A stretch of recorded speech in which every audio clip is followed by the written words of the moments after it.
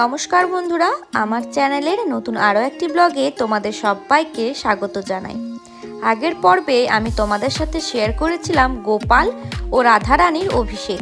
এই পর্বে আমি তোমাদেরকে দেখাবো জন্মাষ্টমী ভোগ দর্শন।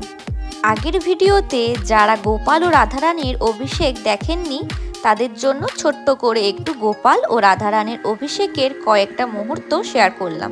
জন্মাষ্টমীর 1-2 দিন আগের থেকেই দেখছি ফোনেতে খুব রিলস দেখাচ্ছে বাড়িতেই ঘি আর বরফ দিয়ে মাখন তৈরি করে নিচ্ছে। আমরাও ভাবলাম তাহলে দেখা যাক সত্যি করে বাড়িতে মাখন তৈরি হয় কিনা। তাই এবছর বাইরে থেকে মাখন কিনে আনিনি।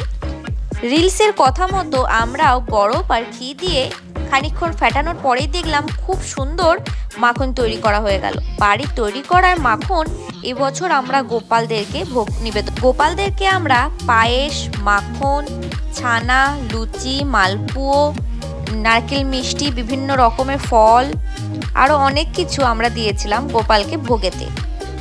গোপালদের ও রাধারানীকে মাই অভিষেক করেছিল, তারপর তাদেরকে সাজিয়ে গুছিয়ে তাদের আসনে বসিয়ে দিয়েছিল, আর মেন যে পুজোটা সেটা কাকু করেছিল। আজকের এই ছোট্ট ভিডিওটা তোমাদের কেমন লাগলো সেটা অবশ্যই জানিও। দেখা হবে অন্য কোনো ভিডিও নিয়ে তোমাদের সাথে। এখনকার মতো বাই বাই।